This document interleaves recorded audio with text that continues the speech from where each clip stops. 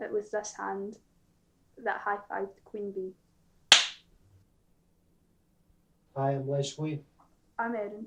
Hi, my name is Lisa. I am Erin's mum. Hi, I'm Savannah. I'm Erin's sister. My name's Andrew McDonald. I am the Assistant Conference Events Manager here at the Crown Plaza Hotel. Can you tell me about what happened to you in 2013? I was diagnosed with a cancer called Burkitt's lymphoma, which is a very fast-growing form of non-Hodgkin's lymphoma, and I went through 5 months of chemo. Erin went for a routine operation to get her tonsils out, and a week after she got them out, we got a phone call to say that they had found something, and we had to come in and see her, the consultant that is. We went into the hospital and nothing prepared me for what they were going to tell me. They told me that my daughter had lymphoma, which is a form of blood cancer. It was one of the worst experiences of my life. My whole world crumbled round about me. At first, I couldn't accept the news. I didn't believe that it was real. Like, I only really heard and saw that cancer really affected like older people. So to like find out that my like 11-year-old sister had been diagnosed with cancer, I was like, no, it's not. No, it can't be. It's not real. She's too young. Who helped you get through that time? I had a great support from family, friends, nurses, and also we had amazing support from Hoey's DreanMaker Foundation. My mum, when she was there, she was always good to talk to. She was explaining to me what was happening, so I understood what was happening. My granddad was going through treatment at the time as well, so I kind of knew what was happening with them. And what helped you get through the treatment? Support from like family and friends, like always coming up to visit and always getting me stuff, and like emotional support, and sleep. I would always sleep through things. Like when school teachers would come, I would fake sleep just so I could get out of doing the work, and sleeping just in general during it. And the Hoey DreanMaker Foundation for certainly making my experience a bit more happier. Hoey's daughter worked in the ward that my daughter was in the Schahalian at York Hill, and she'd mentioned to me, "Have you heard about my dad?" And I'm like, "No, I don't know who your dad is." And she was saying that he started up this charity for kids that are not well with terminally ill diseases and stuff. So I was like, right, okay. And she was saying that he could really make a difference to a kid's life, like through like smiling and stuff. So I thought, brilliant. So she gave me his number, and I gave him a call later on that day, and he asked me a few questions about Erin, what she liked, what she didn't like, what she was into, what music she was into, and he basically started getting me things for Erin. What influenced you to start the charity? My daughter had leukemia 26 years ago. She was diagnosed on October the 6th. She went through a hard time, and she never asked for nothing, but she wanted to meet Boyzone, and I decided to contact some of the papers who had done stories on her. They never got back to me and said it wasn't feasible to do that. I contacted the tour manager, and I got my daughter, mother, daughter, and 3 of their pals in the Meet Boyzone. I seen what a difference it was for her. It made her happy. And I decided then that I would tell every other child similar to her to meet who they wanted. And every time Boyzone came, I got the kids to meet them. And it led from Boyzone to East 17 to Westlife to Blue, Kylie Monroe, you name it. I managed to get the kids to meet them. What did Hoey The DreamMaker's foundation do for you?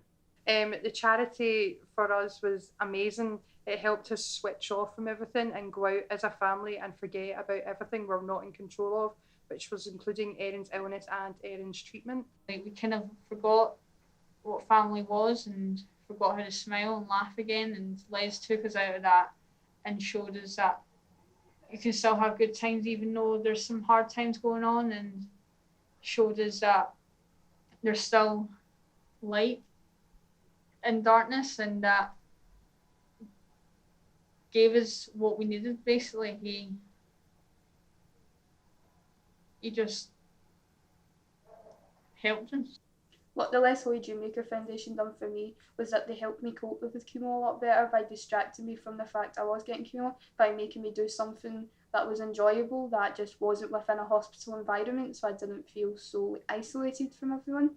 We did meet famous people along the way, and that really helped us. We met Kylie Minogue, and obviously with her having breast cancer at some point, She understood exactly where my daughter was coming from with my daughter with her illness and how she felt about it. We met John Bishop, we met the X Factor people, we met the Scotland football squad. Gary Barlow, which when he walked in the room, his zip was down and he had to turn around and inform everyone that his zip was down. I made Scott Brown pose with a toy cow, with no one in the photo but him and a toy cow. And he done it. The weirdest request, believe it or not, was a wee boy to meet the Pope, which turned out to be one of my easiest tasks. I made a couple of phone calls and the wee boy met the Pope, and believe it or not, it was in every newspaper all over the world as well. But the one that strikes out to me the most is the wee girl that was dying.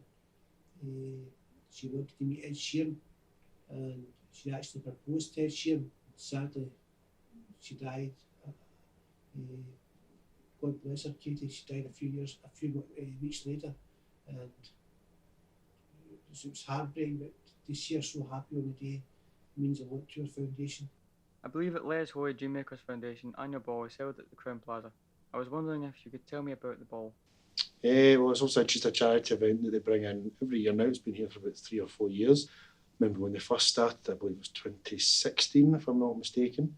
And, you know, you just get assigned to these things randomly and just seeing everything that it does and, you know, the good that it brings and the money they raise, you know, it's more became my event. Like, I don't want anyone else running it other than me, because I feel there's a bit of a personal connection with it. Not through anything like personally like affecting me, but just I feel as though it's my event. It'll run well. I know exactly everything, you know, how it starts and how it finishes. And I feel as though it makes the Les and all that comfortable knowing that I'm doing it. And it's just a pleasure to run, start to finish. This year we've got Gary Holland hosting it, we've got One. Celebrities come and they perform and everyone's smiling, everyone's laughing, and it takes everyone out from what's happening around them and treatment. Good night for folk to come along and see actually the video, what we do for the kids and what the money goes to on the night. Everyone's just in high spirits, and people honestly donate as much as they can to it because they know it goes to a good cause, because they see it at the ball. Do you think the ball is a success?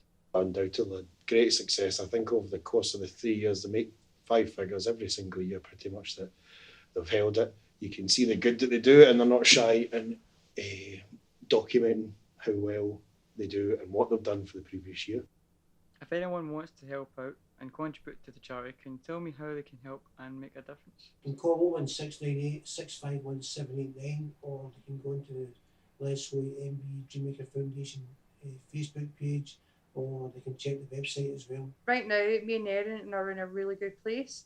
Erin had the all clear in December 2018, which was the best Christmas present for us. I think the charity is absolutely fantastic. There's not many charities out there that would go above and beyond like they do. A lot of charities would just give money and that's it, you know, that's their bit done. You can see Les personally cares. He's like setting up the caravans, that kind of thing, like I keep mentioning. Les himself, he's a character, isn't he? He's one of a kind, I'm sure. I'm sure the girls from the organising committee would have a few other choice words for him on the day of the ball, but you know, down in there, he's just a man with a heart of gold. We would all like to say a massive big thank you. We really couldn't have done it without him. He was very, very supportive, and he really helped us kind of keep us as a family, because you do forget in hard times that families are kind of torn apart with the stress. So this kind of kept us all as a family together, and just made us realise how important family is. I'd like to say thank you for being there for my family and knowing what to do and when to help out and what you've done for us. I also want to say thank you on behalf of everyone else that you've helped and everyone you will help, because you do honestly make a difference. No matter if it's a little thing or a big thing, it does help. I would say thank you for everything you've done for me and my family, and thank you what you've done for every child out there, because you've certainly helped with all of our experiences.